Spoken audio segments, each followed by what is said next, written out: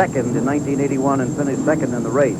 Could that be a prophecy of things to come? Now, for the first time since we've been here, we're hearing the sound of racing engines. This is a brief warm-up period that is allowed. The drivers, of course, are back down in the garage area, but the engines are being warmed up by the mechanics simply for that reason, to see if everything is okay. Then they'll be turned off again.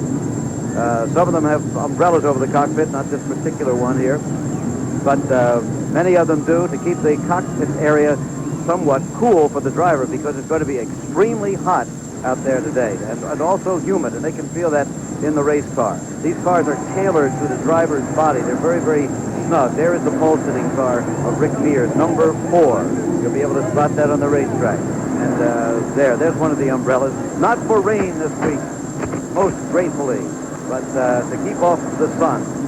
Now, as we said, the drivers are not there yet, but inside you won't be able to see the man, and we can't see inside the cockpit.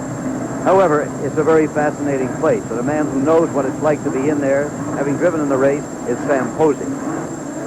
This is roughly the view the driver has of his cockpit. During the race, you're naturally reluctant to look away from the track for more than a split second, so the layout is kept simple. On the steering wheel, within reach of the driver's thumbs, is the ignition switch and the radio button, which you push when you want to talk to your crew chief in the pit. Just beyond the wheel are 3 gauges installed in such a way that when the engine is running and everything's okay, the needles point straight up.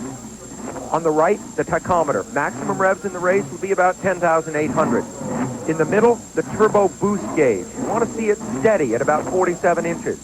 To the left, the water temperature, calibrated in degrees centigrade. You watch this one because high temperatures could mean debris is blocking a radiator and you should pit.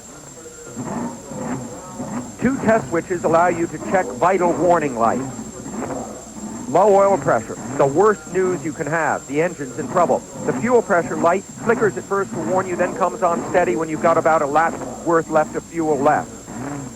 Out of the driver's line of sight, but within convenient reach, is the knob which controls the amount of turbo boost. More boost, more speed.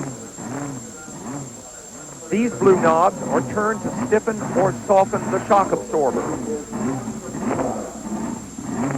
To the left of the driver are the levers which get a lot of use. Levers which adjust the sway bars, which change the car's handling. On the right, the gear shift, 5 speed, but only 5th gear is used out on the track. On the top of the dash, where it can't be hit accidentally, the button that sets off the fire extinguisher. So that's it. Simple and functional. There to serve and inform the driver, not distract him.